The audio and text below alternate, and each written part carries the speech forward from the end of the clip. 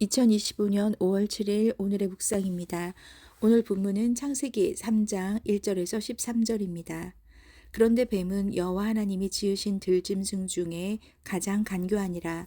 뱀이 여자에게 물어 이르되 하나님이 참으로 너희에게 동산 모든 나무의 열매를 먹지 말라 하시더냐?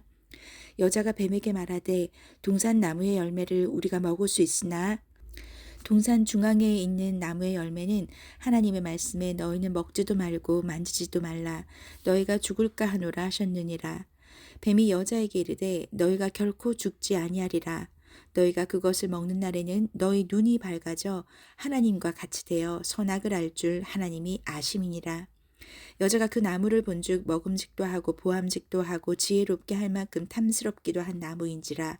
여자가 그 열매를 따먹고 자기와 함께 있는 남편에게도 주매 그도 먹은지라. 이에 그들의 눈이 밝아져 자기들이 벗은 줄을 알고 무화과 나무 잎을 엮어 치마로 삼았더라. 그들이 그날 바람이 불 때 동산에 거니시는 여호와 하나님의 소리를 듣고 아담과 그의 아내가 여호와 하나님의 낯을 피하여 동산 나무 사이에 숨은지라. 여호와 하나님이 아담을 부르시며 그에게 이르시되 내가 어디 있느냐? 이르되 내가 동산에서 하나님의 소리를 듣고 내가 벗었으므로 두려워하여 숨었나이다. 이르시되 누가 너의 벗었음을 내게 알렸느냐?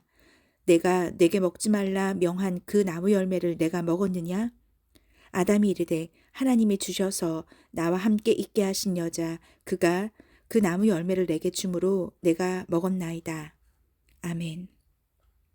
여러분, 오늘 드디어 아담이 인류의 첫 범죄죠. 죄를 원죄라고 하는 그 죄를 짓게 되는 그 장면입니다. 들짐승 중에서 가장 간교한 뱀이 사람을 시험에 빠뜨리죠. 여러분, 오늘 저는 예전에 제가 죄를 다스릴지니라 라고 얘기했던 그 창세기 4장 7절에 아벨을 동생을 죽인 가인 형에게 그 마음에 죽이기 전에 그 마음에서 아벨이 제사는 받고 가인의 제사를 받지 않는 그 가인이 안색이 변하면서 분개하며 분해하는 가인에게 하나님이 그때 뭐라고 하셨냐면 4장 7절에서 창세기 내가 선을 행하면 어찌 낯을 들지 못하겠느냐. 선을 행하지 아니하면 죄가 문에 엎드려 있느니라. 죄가 너를 원하나 너는 죄를 다스릴지니라. 이렇게 하나님께서 말씀해 주셨습니다. 가인에게. 그런데 그 가인이 바로 다음에 동생을 죽여버리죠. 여러분, 그때 제가 묵상하면서 뭐라고 말을 했냐면 죄가 너를 원한다고 했을 때 그 원어는 테슈카, 갈망이고 열망입니다. 여러분, 죄가 문 앞에 엎드려서 대기하고 있는 거예요. 어떻게 쳐다보고 있죠, 사단이? 우리에게 너무나 갈망하며 열망하는 눈빛으로 유혹을 합니다. 어떻게 하면 너를 내가 데리고 지옥으로 갈 수 있을까? 그렇게 지금 갈망하고 열망하는 눈빛으로 우리를 쳐다보고 있습니다. 그렇게 문에 엎드려 있는 죄가 사단이 어떻게 간계를 하죠? 오늘 본문 말씀을 보면 먼저 사실과 다른 말로 떠봅니다. 죄를 짓게 되는 네 단계입니다. 죄를 짓게 되는 네 단계는 먼저 첫 번째, 분열을 조장합니다. 사실과 다른 말로 떠보는 거죠. 뱀이 그러죠. 여자에게 참으로 먹지 말라 하더냐? 하나님이 정말 그렇게 말했어? 이렇게 분열을 조장해보고 두 번째 단계, 의심을 넣어줍니다. 금한 것에 대해서 의문을 갖게 만드는 거죠. 정말 먹지 말라더냐? 왜 그랬을까? 이런 의심을 살짝 넣어줍니다. 자, 세 번째 단계가 말씀과 반대되는 주장을 펼치면서 드디어 유혹을 대놓고 하는 거죠. 너희가 절대 죽지 않아. 그걸 먹는 날에는 너네 눈이 밝아져가지고 선악을 알게 돼서 하나님과 같이 될 거야. 라고 이렇게 유혹을 해줍니다. 자, 그렇게 되어서 유혹을 던져서 미혹을 한 다음에 행동까지 짓게 만드는 4단계가 되는 거죠. 분열을 조정하는 첫 단계, 의심을 넣어주는 두 번째 단계, 미혹과 유혹을 제대로 던져주는 세 번째 단계, 그래서 행동까지 짓게 만드는 그 4단계의 사단의 관계가 있다면 사람의 입장에서 우리가 어떻게 죄를 짓게 되냐면 생각을 넣어줬을 때 그러게 라고 받아들여서 생각할 수는 있어요. 제가 저번에도 얘기했지만 새가 지나가면서 머리 위에 똥을 쌀 수는 있어요. 하지만 머리 위에 둥지를 치게는 만들지 말자고 했었습니다.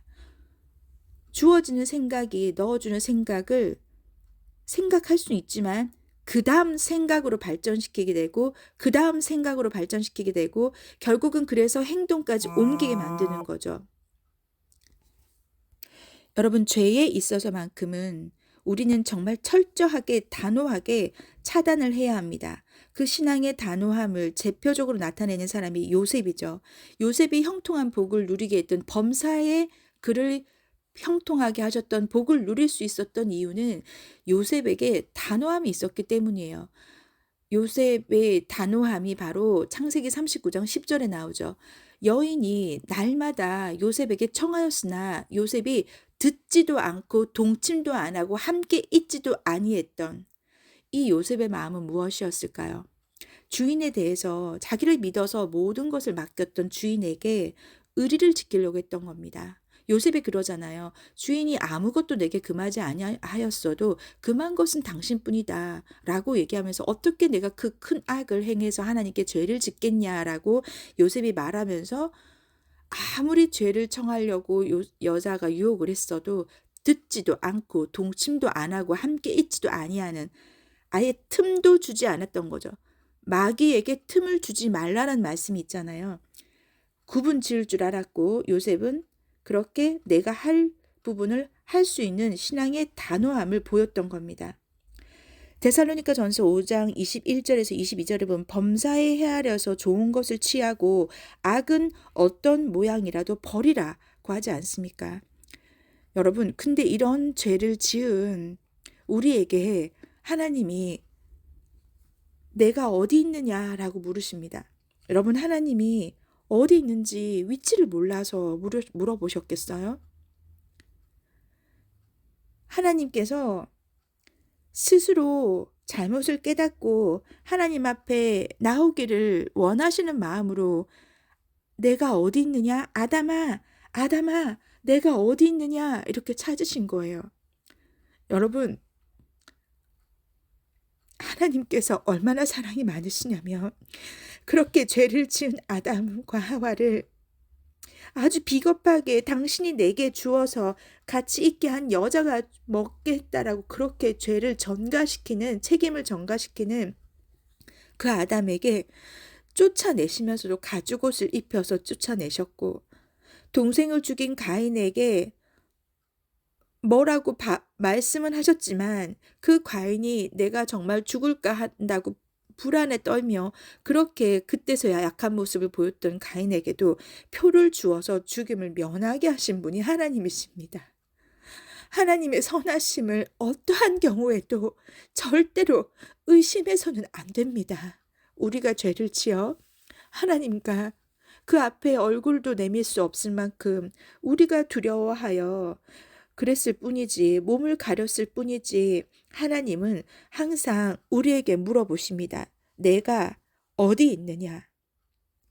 우리가 지금 어느 단계에 있나요? 우리가 분열을 조장하고 의심을 넣어주고 유혹을 던지면서 죄를 짓게 만드는 사단의 관계에 놀아나서 어느 단계에 있나요? 우리가 지금 어디 있냐고 물어보시는 하나님이 그 애타는 목소리를 꼭 들으시는 오늘이면 좋겠습니다. 기도하겠습니다. 하나님, 아버지께서 우리에게 내가 어디 있느냐라고 물어보시는 우리에게 오늘 말씀을 통해서 한 번 더 하나님께서 사랑이 많으신 분이며 우리가 돌아오기를 바라시며 스스로 깨닫고 하나님 앞에 엎드리기를 바라는 아버지의 사랑을 오늘 한 번 더 느낄 수 있게 도와주세요. 하나님 아버지께서 사랑이 많으신 분이라 너무나 다행입니다.